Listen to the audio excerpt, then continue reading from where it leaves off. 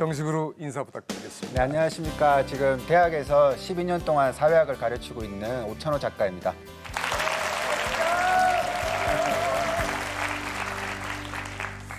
제가 조금 몇 가지 정보를 입수를 했는데 좀 별명이 많으세요. 보니까 뭐 투덜이, 청개구리, 그다음에 유쾌한 염세주의자, 프로 불편러. 이게 아무래도 좀 사회학자라서 그런지 조금 약간은 반항적인 느낌이 강한데 이 별명들에 대해서 어떻게 생각하세요? 저한테는 되게 좀 이 별명을 유쾌하게 받아들이려고 굉장히 좀 사명감 있게 이 별명을 제가 이해를 하고 있습니다. 왜냐하면 저런 별명들이 일상적인 어떤 조직 생활 같은 거 할 때는 굉장히 이제 안 좋은 사람으로 평가받는 거죠. 그래서 제가 아닌데 우리가 사회가 좋아지기 위해서 늘 좋은 게 좋다라고만 말할 수는 없는 것인데 그런 생각을 가지고 세상을 비판을 하고 그런 어떤 별명을 얻게 되었을 때 굉장히 기분 좋게 생각을 하자라고 받아들이고 있습니다. 강연하시고 또 집필 활동하시고 그러면 그 다른 어떤 외적으로 뭔가 활동하시는 것 좀 있으세요? 예를 들면 뭐 취미라든가. 이게 이제 저는 취미가 없습니다. 근데 아주 오랫동안 그 취미가 없는 게 굉장히 뭔가 불안했었어요. 그러니까 우리가 현대 사회를 잘 살아가려면 자기 걸 뭔가 즐길 줄 알아야 되고 어떤 관심사에 집중을 해야 되고 그런 분위기가 되게 많은 것 같아요, 주변에. 그래서 내가 집에서 편안하게 이제 TV를 보고 있는데 내가 이렇게 쉬어도 되나? 내가 쉬는 것도 좀 잘 못 쉬는 스타일인가? 이런 스스로를 막 강박을 갖고 살고 있더라는 거죠. 그래서 이제 언젠가부터는 그냥 편안하게 좀 살자라고 생각하고 있습니다. 요즘은 뭐 거의 다 아이들하고 있는 시간을 그게 취미 활동이다라고 스스로 정하려고 하고 있죠. 네. 아니, 오 박사님 제가 이렇게 얘기를 들어보니까 취미가 있네요. 치명적인 아름다움이 있어요.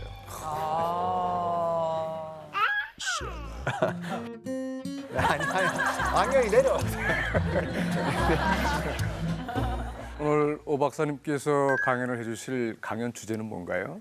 저는 오늘 차별이 죽어야 산다라는 제목으로 강의를 해보고자 합니다. 차별이 죽어야 산다. 네. 이 주제를 선택하신 이유가 있으실 것 같은데. 그러니까 저는 이제 차별에 아파하는 사람들의 이야기를 많이 듣고 그 어떤 이유를 분석하려는 책들을 많이 쓰고 있습니다.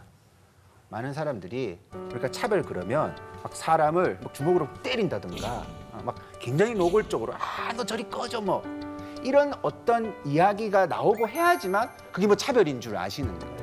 그래서 차별은 실제로는 우리 마음속에 어떤 그 정서가 씨앗처럼 싹트고 있는 경우가 굉장히 많이 있습니다. 오늘 그런 지점들 함께 짚어보는 시간 가졌으면 좋을 것 같아요. 네. When the sharpest words wanna cut me down, and I'm marching on to the beat I drum. I'm not scared to be seen. I make no apologies. This is me.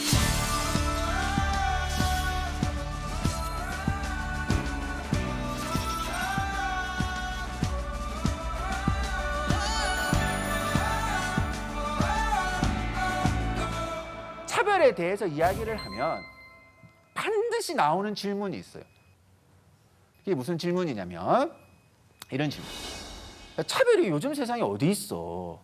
되게 재밌습니다. 이 문장을 살펴보면. 그러니까 저 이야기를 주로 가해자들이 많이 해요. 그러니까 백인들이 요즘 인종차별이 어디 있어? 흑인들 다 학교 다니잖아. 학교는 원래 다 다니는 건데. 주로 남성들이 요즘 여자들이 무슨 차별을 받아? 요즘 남자가 역차별 당해 막 그러고 막 사장님은 요즘 노동 착취가 어딨어? 그래서 막 물컵 던지고 막 하는 거예요.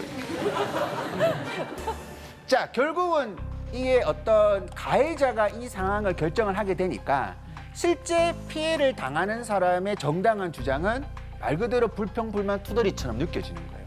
그러니까 자격지심처럼 느껴지고 네가 극복하지도 못하고 그런 소리 하는 것이다. 그러니까 마치 없는 이야기를 하는 사람처럼 우리가 평가를 하게 되는 겁니다. 그러니까 우리 사회에 아주 오랫동안 부유했던 말들이 억울하면 출세해라. 네가 억울하면 노력해서 극복을 해야 돼. 라는 식으로 사실상 사회가 어떤 식으로 우리를 도와줘야 되는지에 대해서는 아무도 이야기를 하지 않았습니다. 근데 이 차별이라는 것은 피해자의 용어죠. 피해자의 경험이라고요.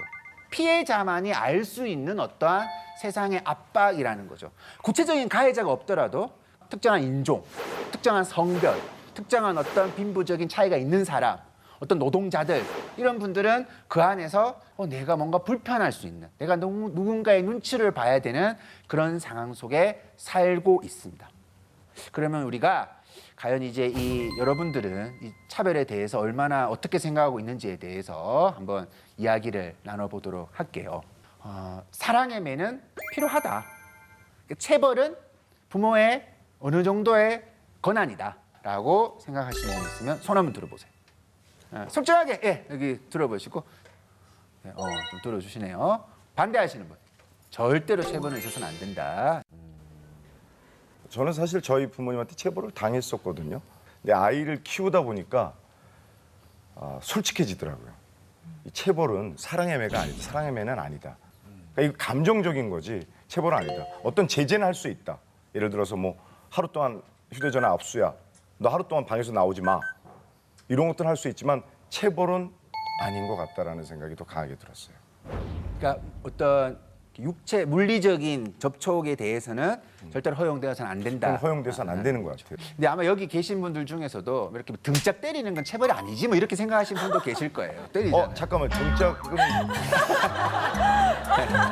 등짝은 아니 그게 이제 신체적 접촉이라고 했을 때 사실 어떤 경우에도 다 신체적 접촉이죠. 그리고 이제 아이는 어른의 지침을 듣는 순간 약자가 되기 때문에 사실상 방에 하루 종일 있기 이런 것도 어떤 의미에서는 넓은 의미에서는 또 뭐 체벌일 수도 있겠죠. 예를 들어가지고. 저의 입장에서는 어느 정도 필요하다라는 입장이긴 해요. 근데 그게 뭔가 통제가 안 되거나 이 아이와 대화를 했을 때 그 이야기를 인지하고 있음에도 불구하고 돌발 행동을 계속 이어나갔을 경우 어느 정도 통제할 수 있는 것들은 필요하다라는 생각 때문에 때린다는 얘기. 그러니까 때린다는 네, 때린다는 게 그러니까 체벌은 필요하다는 입장인데 저는 체벌도 굉장히 중요하지만 체벌을 한 이유가 더 중요하다고 생각해요. 저는 혼날 때는 부모님께서 충분히 저의 생각도 들어주시고 잘못한 부분도 따끔하게 짚어주시고 대화로 푼 적이 되게 많았기 때문에 충분히 신체적인 체벌이 없이도 대화로 해결할 수 있지 않나 생각하고 있어요. 저는 오히려 그 어릴 때는 많이 안 혼났던 것 같고요. 제가 머릿속에 어른이 됐다고 착각했을 때 엄청나게 많이 혼났거든요. 근데 아버지가 들어오면 밖에 맷돌이 정말 큰 게 있었거든요. 맷돌로 때리셨어요? 아니요. 맷돌을 끌어안고 네 옷이 흠뻑 다 젖을 때까지 앉았다 일어났다를 하고 들어와. 맷돌을 안고요? 네, 그러면은 집에 들어오면 이제 온몸이 흠뻑 젖은 걸 체크하시고 자. 근데 그게 뭔가 아버지가 이렇게 잡아주시지 않았으면 잘못된 어른으로 클 수도 있었겠구나라는 생각이 들더라고요. 그래서 좀 이런 올바른 체벌은 좀 있어야 된다 그런 위주입니다.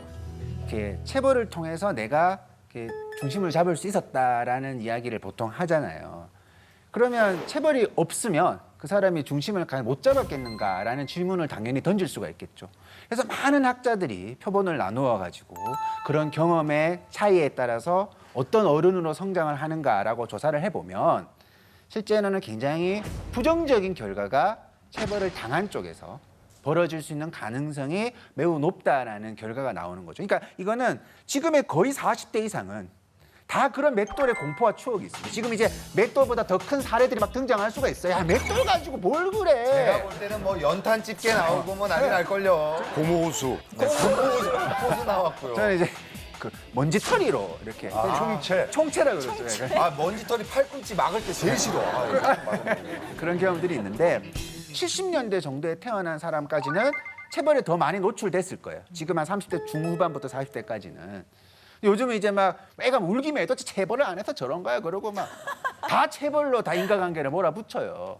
자, 그러면 질문을 역으로 던져보자는 거죠. 우리가 이제 길거리를 가다가 지금 보면 굉장히 뭔가 사람들이 앵그리하죠. 뭐 운전도 막 격하게 하고 막 예의도 없고 막 자기의 권력을 가졌다고 막 폭력을 휘두르고 이게 우리가 정말로 이 체벌이 사람의 도덕성을 키워준다면 이런 기성세대가 나온다라는 게 너무 넌센스인 거예요. 그래서 이건 사실상 다른 나라 친구들이 와가지고 야, 나 대한민국에 살고 싶어. 대한민국 너무 좋아. 너희들 왜 그렇게 좋은 나라 됐어? 그러면 우리 다 맞았어. 그런 인간관계로 설명을 하지 못하기 때문에 사실상 이 체벌이라는 이야기는 우리가 굉장히 뭔가 그렇게 길들여졌을 뿐이다라는 거죠. 그러니까 지금까지 이것이 용인되어 왔을 뿐이에요. 우리 김정은 씨께서도 말씀을 해주셨는데 뭐 그럴 만한 이유가 있다라는 걸 이야기를 하죠. 근데 모든 폭력의 현장에서 맞을 짓 했지라는 말이 되게 많이 등장을 해요. 맞아요. 그럴 만한 이유가 있으니까 누가 때린 거 아니겠느냐. 너가 맞을 짓 행동을 했으니까 그런 거 아니겠느냐라는 정서를 우리 밑에 깔아주는 거죠. 그 결과가 바로 왕따에 관한 이야기죠. 왕따의 핵심이 뭡니까? 집단이 소수를 린치를 가하는 거죠. 그러면 집단이 소수의 린치를 가하니까 우리가 어떻게 교육을 시켜야 됩니까? 너가 크면 그렇게 폭력을 행사하는 가해자가 될 수가 있다. 그 교육을 시켜야 되겠죠. 그러나 그런 교육은 사실상 거의 없습니다.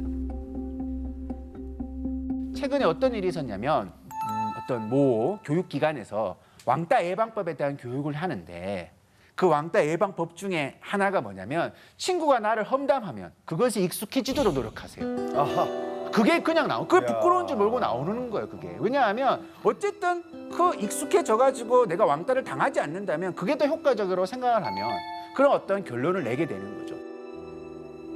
제가 이제 육아서 분석 이런 것도 많이 했었는데 대한민국 육아서를 쫙 펼쳐보면 자녀가 왕따 당하지 않는 법, 그 큰 틀에서 여러 가지 설명들이 이루어져 있습니다. 너가 만약에 옷을 좀 이상하게 입으면 친구 관계가 안 좋을 수가 있어. 너가 만약에 뭐 이렇게 어떤 이야기를 할 때 잘못 언어를 사용을 하면 누군가가 너를 싫어할 수도 있어. 이런 이야기를 육아서에 나와가지고 사회성을 길러준다라는 식으로 우리가 그렇게 듣고 자라고 있는 거예요. 우리 사회성이 좋다라는 거는 어떤 사람을 막 떠올릴 수가 있어요. 사회성이 좋은 분들은 인간관계를 잘하시는 분들, 인격이 좀 좋으신 분들. 그러면 인간관계가 좋다라는 거를 본인이 볼 때는 어떻게 이렇게 판단을 해내리세요? 저 사람 인간관계 좋다. 이렇게 좀 웃으면서 잘 이렇게 갈등 없이 풀어나가려는 성격. 원만한 성격. 네네. 원만한 성격.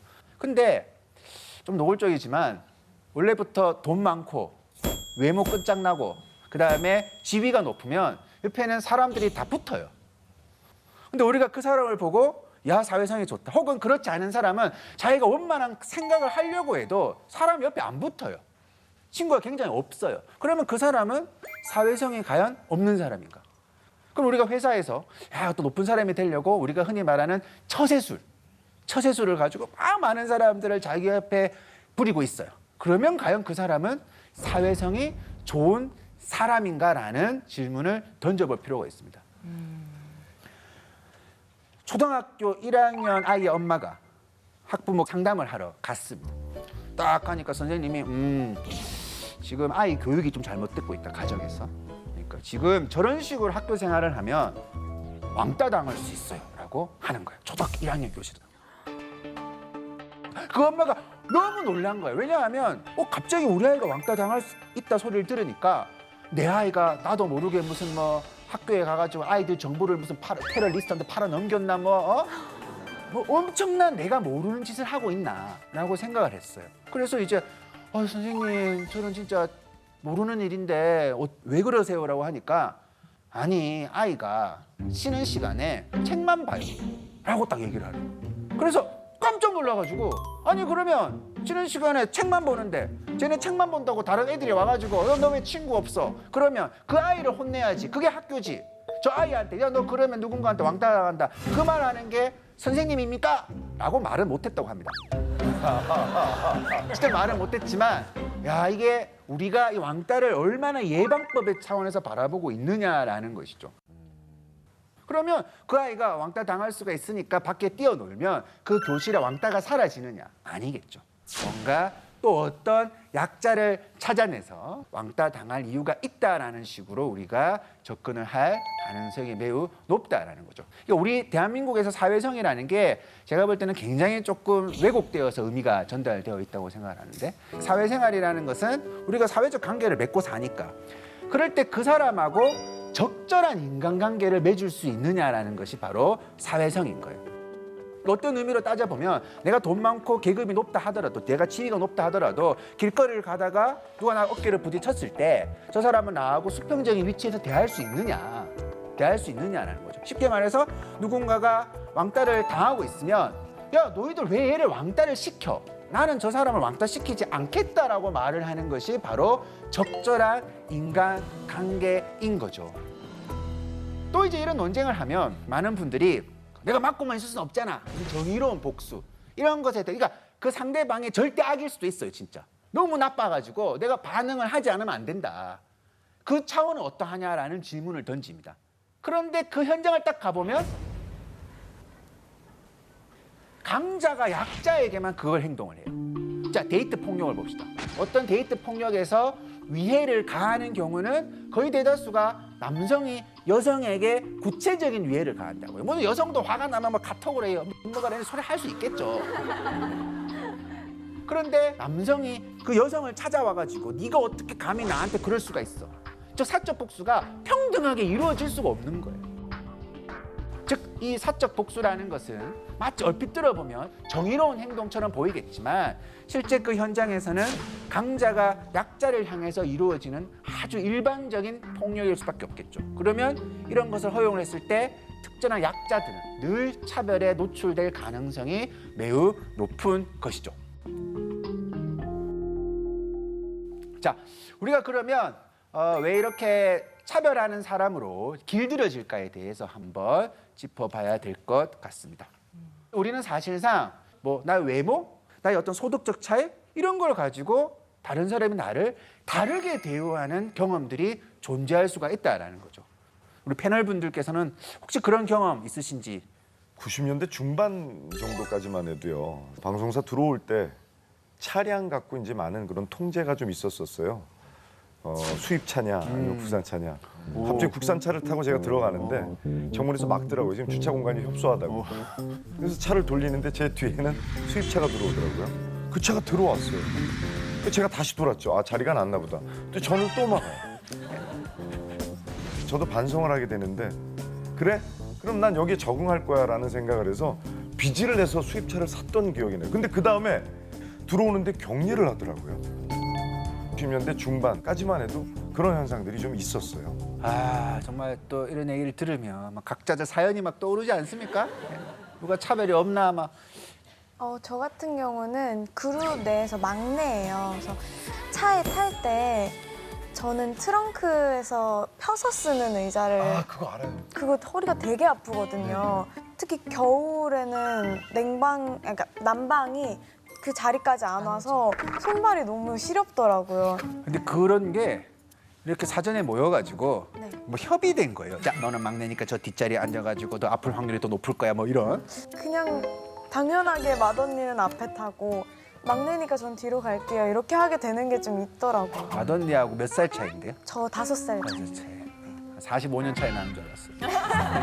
그러니까 이제 이게 너무 익숙한 거예요. 사실상 뭐 연습장에 적어놓고 공부 안 해도 내가 저 자리를 가서 불편함을 내가 감당할 때 더 막내답다는 소리를 들을 수가 있으니까 그렇게 우리가 훈련된 행동을 하게 됩니다. 인류의 3대 차별이라고 하는 3가지가 있습니다. 인종차별, 성차별, 계급차별이라고 보통 우리가 이해를 합니다. 그래서 이제 인종차별을 통해 가지고 차별이라는 정서가 나한테 어떻게 문법화가 되어 있는가를 먼저 조금 이해를 하고 그 다음에 가장 우리가 많이 합리화되는 차별이 계층차별이에요. 자본주의 사회에서 공부 안 해가지고 저 일자리 간 거 지 탓인데 쥐가 그런 대우받고 사는 거지. 그게 뭐 차별인데? 왜 차별인데? 계층차별이라는 건 가장 다르게 정당화되는 어떤 이야기라는 거죠. 그런 차원에서 우리가 그 정서의 씨앗은 어떻게 있는지에 대해서 한번 짚어보는 시간을 가져보도록 하겠습니다. 우리는 현상을 하나의 이미지로서 기억을 하고 있어요. 이미지라는 것은 어떤 대상이 어떤 상태일 때 어떤 가치라는 것을 단번에 한번 이해를 하는 거예요.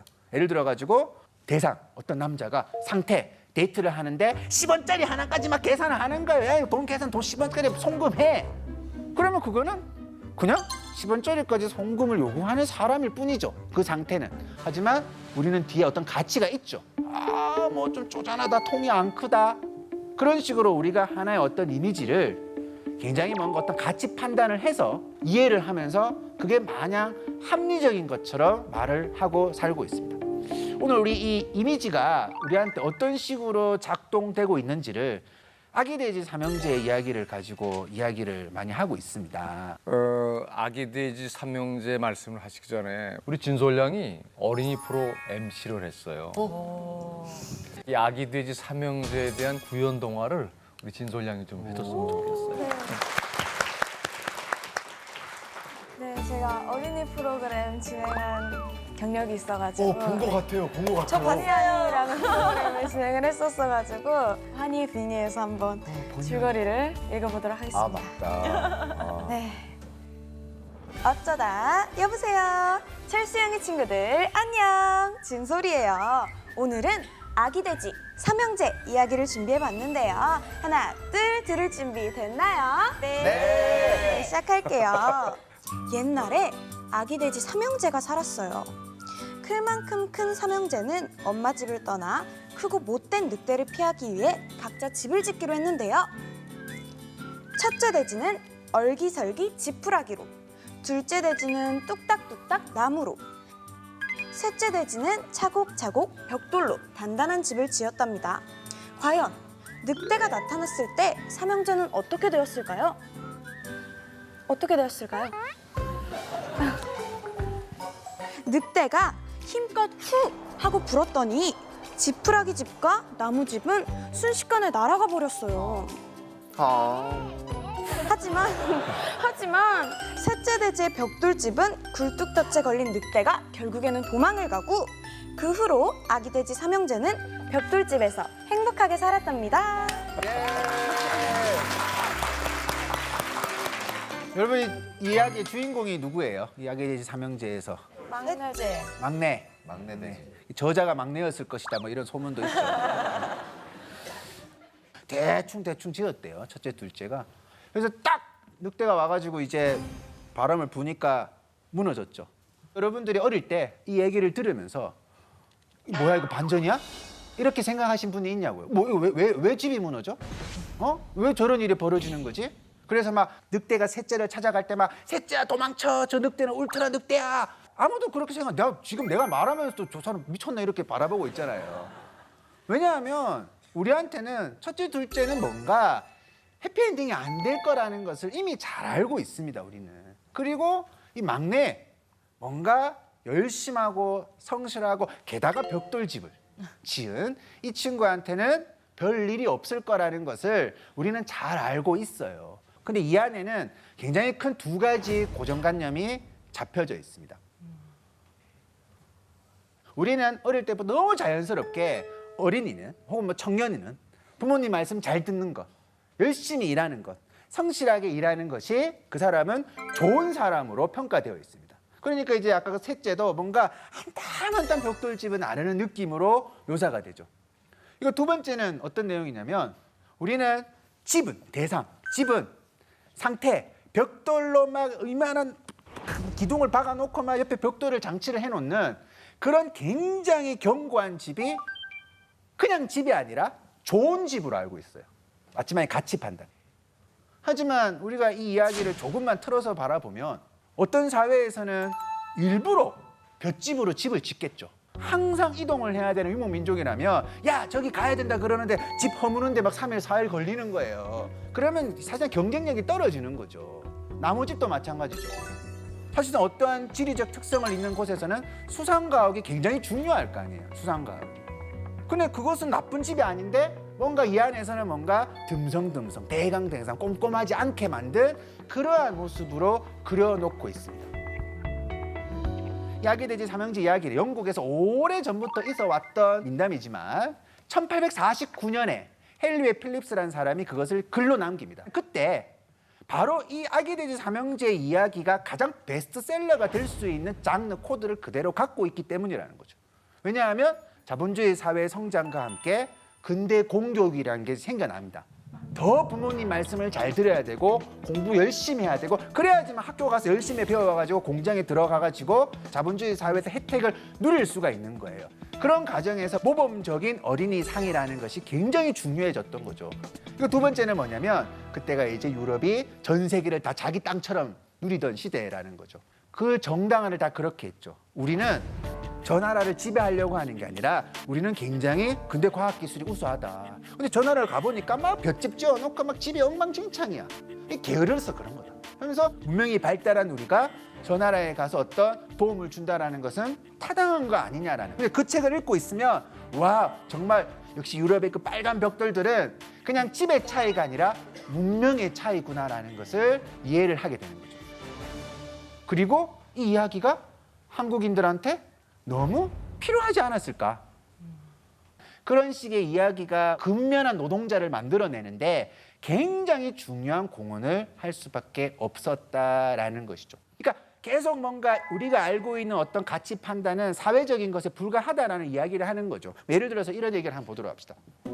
검은색 구두에 흰색 양말을 저렇게 올려 신는 것에 대해서 요즘은 뭐 어떤 사람은 또 패션이다라고 하지만 굉장히 많은 사람들이 금기시 되어 왔던 이미지. 패션 테러리스트다 라는 식으로 이해를 하는 거예요.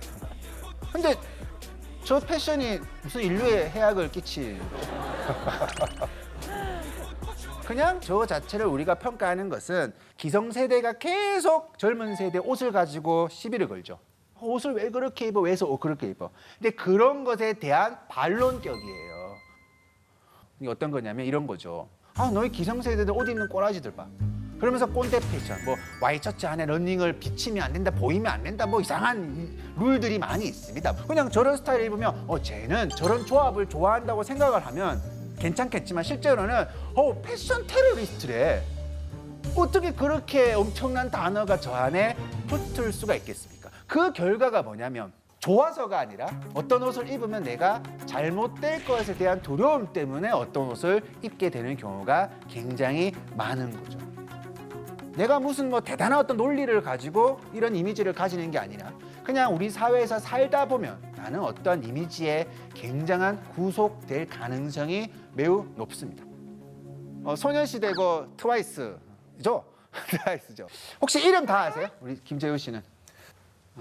제가 관심 분야가 아니어서 수영, 티파니, 효연, 태연, 서연, 유리는 제 아내 이름인데.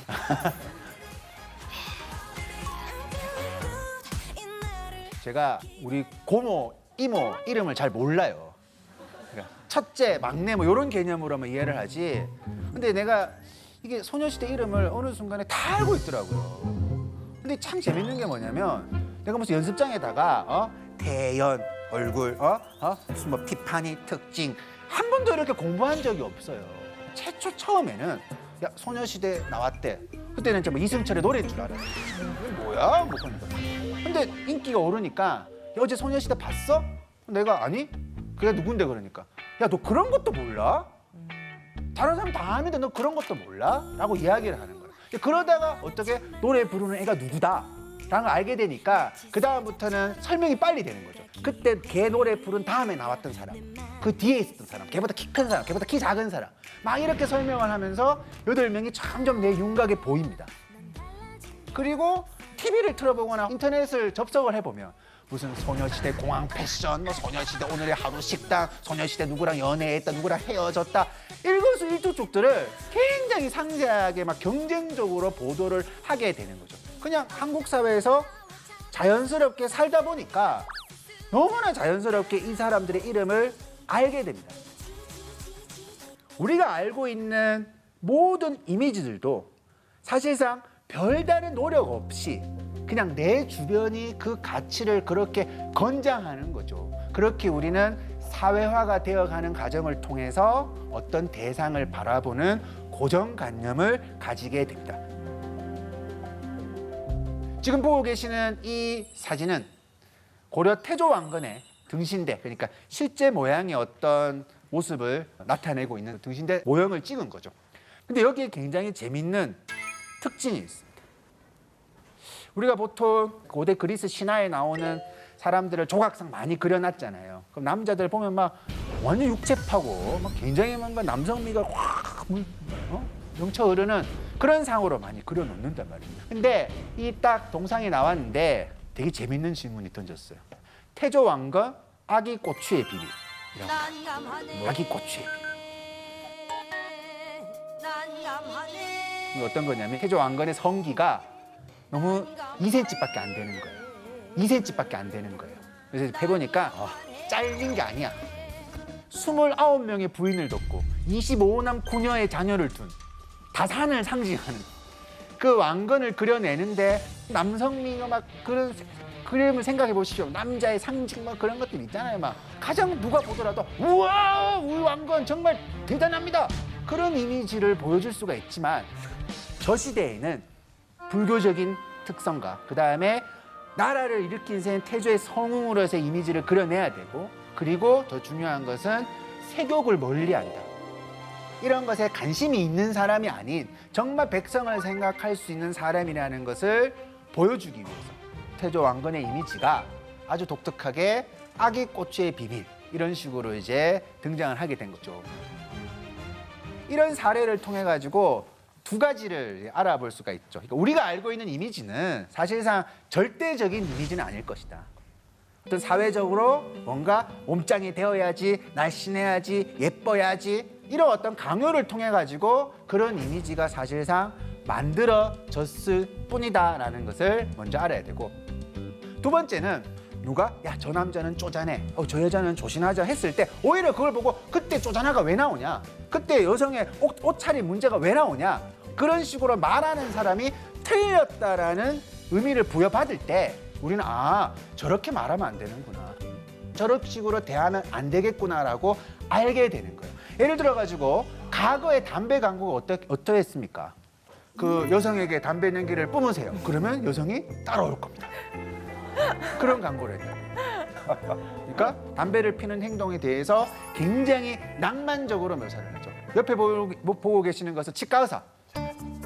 치과 의사가 나와가지고 이빨 안 상한다. 담배를 필수록 입술이 보호된다. 라는 식의 광고를 했던 시절이 있었습니다. 그런데 사회가 조금 변하기 시작을 했죠. 담배는 뭐 그냥 그 자체가 굉장히 몸에 해로운 것으로 나오고 있습니다. 그게 이제 과학기술이 발전을 하면서 우리의 몸에 대한 관심이 증폭을 하게 되었죠. 그래서 최근에 나온 어떤 광고는 그냥 굉장히 직접적인 광고죠. 어떤 담배는 나쁘다라는 어떤 해석을 하게 됩니다.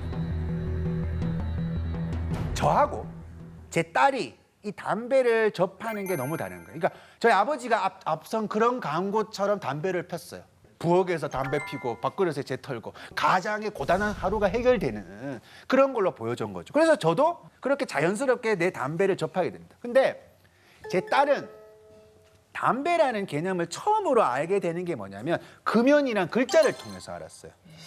그러니까 금연, 아빠 저게 무슨 뜻이야? 이 친구는 아 담배는 뭔가 금해야 되는 개념으로 이해를 하는 겁니다. 이걸 허용해도 되는데 괜한 금지를 하는 이미지를 만드는 사회가 나쁜 사회고 나쁜 걸 또 금지 안 하는 사회도 또 나쁜 사회겠죠. 예를 들어 가지고 저는 학창 시절을 보내면서 그러니까 머리가 짧아야지 단정하다라고 생각을 했어요. 그러니까 머리가 길면 금지인 거예요. 두발 자유가 금지인 거죠. 학생이 머리 짧아야지 그럼 뭐 할래? 니 뭐 불량 학생 될래? 뭐 이런 말을 하니까 거기에 길들여지니까 제가 지금도 길거리를 가다가 특히 밤에 어떤 청소년들이 교복을 입고 있는데 머리가 좀 길어요. 막 이렇게 껄렁껄렁한 것도 아니야. 보통 사람 다 이렇게 걷잖아요. 근데 걔들이 거리가 껄렁껄렁한데 머리가 좀 길어요. 머리가 내가 했을 때 머리가 아니야. 그러니까 저들이 오니까 내가 조용히 내가 길을 비켜줘. 길을 비켜줘. 부딪히면 안 돼. 왜냐하면 불량할 수도 있으니까. 그렇게 우리의 고정관념이 오랫동안 각인되어 있습니다. 자, 예전에 이제 인종차별 대놓고 했죠. 말도 안 되는 인종차별을 했어요. 그래서 미국은 1960년대 중반까지 짐 크로우법이라고 해가지고 인종분리 정책. 그러니까 노예를 쓰는 건 불법이지만 저 인종하고 백인과 흑인이 공공기관을 따로 쓰는 것, 학교도 따로 다니고 화장실도 따로 쓰는 것은 차별이 아니다라는 법이 서기 1200년대가 아니고 1960년대 중반까지 존재했던 거예요. 나중에 1960년대 중반에 인종분리 정책이 폐지가 됩니다. 같이 학교도 다니고 같이 화장실도 써요. 그러면 그 다음 날부터 우리는 한영제 그러느냐? 절대 아니라는 거죠. 그 정서가 미국 사회를 집요하게 괴롭힙니다. 예를 들어서 이런 겁니다. 미국 사회에서 지금도 올림픽에서 수영 선수로 국가대표를 뽑을 때 흑인이 발탁이 되면 뉴스에 대서특필 나옵니다. 왜냐하면 미국의 오랜 역사에서 육상은 흑인 선수가 굉장히 많은데 이 수영은 흑인 선수가 잘 없어요. 근데 여기에 굉장한 깊은 사연이 있는 거죠. 그 인종분리 정책을 하던 시기에 수영장이 미국에서 막 보급이 되는데 그 수영장을 흑인을 못 쓰게 만든 거예요. 뭐 애 데리고 수영장 데리고 가면 무슨 막 물 더러워진다 그러고 그다음에 막 못 들어오게 하려고 막 물에 이상한 거 뿌리기도 하고 아니면 다 끝나고 청소 다 시키고 막 그런 일을 시키니까 더러워서 안 가는 거죠. 그냥 아유 그냥 정말 나는 저런 대우 안 받으련다. 그러면서 이 수영이라는 것 자체가 내게 낯선 어떤 경험이 되어버리는 겁니다. 그게 그대로 자녀에게까지 전달이 된 거죠. 최근에 미국 질병관리센터에서 조사를 하니까 흑인이 백인보다 익사로 죽을 확률이 3배가 더 높습니다. 실제로. 그 안에는 과거의 기원이 지독히도 없어지지 않는 거예요. 지독히도 없어지지 않는 거예요. 그래서 최근에 이제 이런 일들이 있었죠. 뭐 여러분들 뉴스에 나와서 조금 익숙할 수 있는 사례라고 생각을 합니다.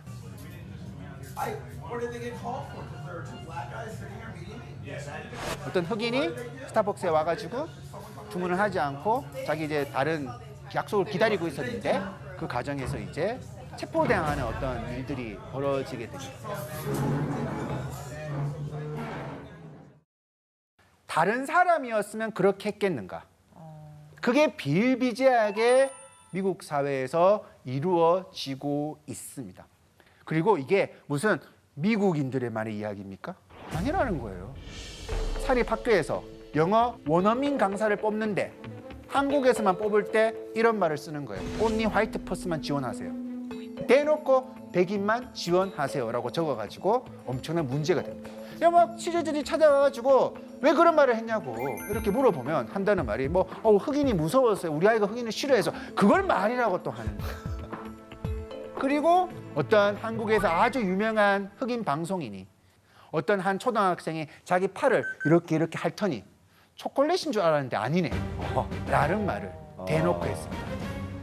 이런 식의 이야기를 하면 또 많은 사람들이 뭔가 합리화를 하려고 하죠.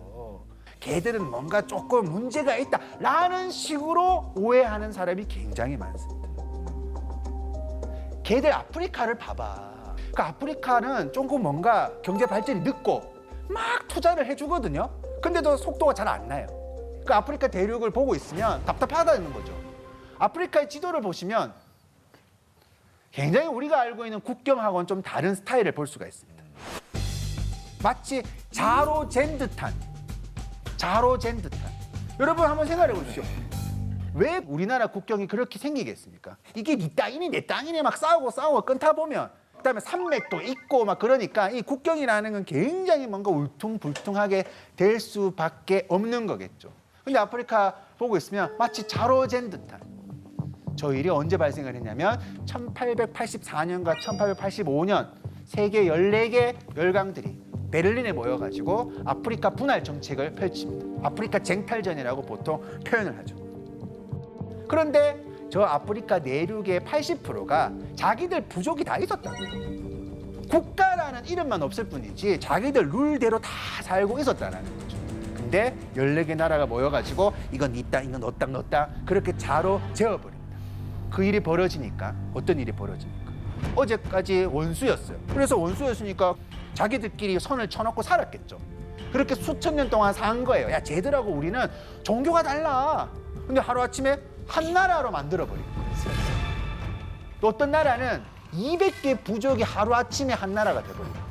그러니까 내전이 계속 발생하는 거죠. 내전이 계속 발생하니까 생산적인 어떤 동기부여가 잘 되지 않는 거죠. 그걸 우리가 내버려 두고 뭐 그럴 만한 이유가 있다. 이런 식으로 우리가 이해를 하는 것은 굉장히 넌센스죠. 얼마 전에 모 대학을 앞을 갔는데 거기 중국집에 갔더니 메뉴에 한글이 없더라고요. 다 중국말이고 그 도와주는 사람도 다 중국이고 거기 그 일하시는 분도 다 중국이고 다 중국 사람들인 거예요. 그래서 그런 곳들이 곳곳에 생기고 있습니다. 노동력 자체도 이제 중국 사람들이 많아지는데, 자, 이거는 무엇을 얘기를 하냐면 그 사람들이 우리나라에 와서 돈 버는 게 거기 있을 때보다 더 좋기 때문에 그런 거죠. 그러니까 기회의 땅이기 때문에 조금이라도 더 도시로 오게 되는 겁니다. 그러면 오기만 할까요? 가는 사람들도 있는 거죠. 그래서 베이징이라든지 중국 도시에 가면 거기도 훨씬 더 많은 사람들이, 많은 한국 사람들이 거기서 일을 하고 있습니다. 이렇게 서로 왔다 갔다 하는 상황들이 이제 벌어지는 겁니다. 이거는 철저히 개인과 도시 간의 게임이에요. 도시는 일을 할 수 있는 사람들을 갖다가 끊임없이 끌어오게 하려고 하고, 사람은 점점 더 돈을 더 주는 곳으로, 더 기회가 있는 곳으로 옮기려고 하는 그러한 경쟁들이 만들어집니다. 요즘 가장 중요시하는 거는 하이브레인 엑싯입니다. 두뇌 유출. 젊은 사람들 혹은 똑똑한 사람들 아니면 머리 쓰는 IT 이런 쪽은 전 세계 공통이에요. 지금 제가 이 게임 만들었습니다라고 해서 보여주고 오케이 좋다 나랑 같이 일하자라는 말을 갖다가 하는 거는 스카이프 한 번에 통하면 됩니다. 그냥 위성 전화로 한 번만 얘기하면 언제든지 움직일 수 있는 상황이 됩니다. 그렇게 되면 정말 힘들어집니다. 왜냐하면 국가 입장에서는 이 아이를 키우기 위해서 어릴 때부터 엄청나게 교육을 시켰더니 일하러 다른 데로 가면 그 지역은 망하는 거죠. 그 돈을 갖다 쓴 걸. 전국적으로 다, 전 세계적으로 다 공통으로 이렇게 다 쓰면 모를까. 한쪽에서 집중 투자를 해가지고 청년들을 갖다 육성을 해서 다 뺏기는 겁니다. 그게 바로 도시가 갖고 있는 딜레마예요. 그런데 희한하게도 다들 꿈을 꿔요. 딴 데서 잘 교육시킨 학생들을 우리가 뺏어올 수 있다는 만용이 있습니다. 서울은 끊임없이 올 거야, 돈만 주면. 그리고 베트남이든 어디든 간에 교육을 엄청나게 잘 받았기를 갖다 요구를 해요. 그러면서 끌고 오는 전쟁통이 지금 환경이다라고 생각을 하시면 돼요. 그 하나의 작은 에피소드가 무크입니다. 무크는 인터넷 강의예요, 쉽게 말하면. 오늘은 스탠포드 강의를 들어볼까라고 해가지고 다운받아서 그냥 들으면 됩니다. MIT 강의도 그냥 거의 그대로 듣습니다. 근데 무크라는 제도가 등장을 하고 나서 제일 좋은 건 미국에 있는 메이저 대학이에요. 자, 어떤 일이 발생을 했냐? 첫 번째, 중국에 있는 대학생이 무크로 MIT의 유명한 교수의 강의를 다 들었다고 칩시다. 그런 다음에 레터를 보내요. 레터를 보내서 당신 강의 다 들었고 당신 프로젝트 뭐에 관심이 있으니까 나 대학원으로 갈게 라고 하면 정말 전화 한 통으로 대학원으로 바로 갑니다. 예전 같으면 특정한 중요한 대학의 학부부터 올라왔던 아이들을 갖다 키웠는데 이제는 미리 알아서 크고 있죠. 중요한 대학의 교수는 애들이 크는지도 몰라요. 자기는 뿌렸을 뿐입니다. 뿌리고 강의를 갖다가 제공을 했더니 여기저기서 똘똘한 학생들이 계속 자기 수업을 들으면서 와서 바로 나의 연구실로 올 수 있는 겁니다. 그러면 그 중간에 연결고리를 하던 대학들은 다 죽는 겁니다. 그만큼 세계가 다른 쪽에서 오는 인력을 갖다가 쉽게 뺏기 편하게 만듭니다. 자, 그 다음에 중요한 것 중에 하나는 뭐냐면 어느 날 갑자기 G로 시작하는 메이저 회사가, 미국에 있는 메이저 회사가 우리는 대학교 졸업장 안 보고 무크 강의 중에서 이 강의 들은 걸 우선시한다라는 내규만 만들어도 모든 대학의 디플롬 위치가 다 흔들릴 겁니다. 우리나라에서도 마찬가지인 거죠. 재벌이 시험으로 뽑는데 우리는 학력 안 본다. 다 평등하게 다 풀릴 거다. 남녀 안 본다. 단 무크에서 뭐 강의해가지고 어떤 면허증이 있는 걸 요구를 한다라고 얘기를 해버리면 그러면 대학교 시스템이 완전히 와해가 됩니다. 네. 와해가 되기 직전이죠, 지금. 대학 자체가 지금 굉장히 큰 위기니까. 그런 상태로 메트로폴리스는 끊임없이 사람들을 갖다가 뺏기는 그런 전쟁이다라고 생각을 하시면 됩니다. 그래서 이제 이런 풍경들이 이제 굉장히 익숙해지는 거죠. 어떤 느낌인지 알겠다. 지금 이 방송국 안에서도 일하시는 분들이 서로 가끔 영어와 일본어와 중국어를 갖다 막 섞어가면서 이제 하게 되는 거죠. 지금은 뭐 동남아에서 오든 아니면 뭐 아시아 옆에 있는 중국이나 일본에서 오든 그 인근에서 오지만 앞으로는 점점 더 다국적으로 올 거거든요. 그러니까 다른 대륙에서도 많이 올 겁니다. 그러면 낯선 것을 익숙하게 만들면서 그 사람들이랑 같이 일하는 법을 갖다 배워야 되는데 그게 아주 단숨에 되지는 않습니다. 그러면서 그 과도기에서는 항상 많은 사람들이 스트레스를 받아요. 생전 처음 보는 사람이랑 악수를 해야 되는 건데 두려운 거죠. 이게 낯서니까 굉장히 힘들어지는 겁니다. 그래서 그런 것들을 갖다 미리 반응을 하는 게 주로 미디어예요. 이주 노동자가 세입자로 들어와서 거기서 집세나 옆에 있는 옆방 사람들이랑 같이 갈등이 벌어지는 걸 시트콤으로 만들어졌다라고 하면 우리나라 외국인이 어마어마하게 많아졌다는 얘기입니다. 즉 집주인 입장에서 보면 내가 집주인인데 전세를 줬어요. 근데 말을 모르겠어, 저 사람 말이.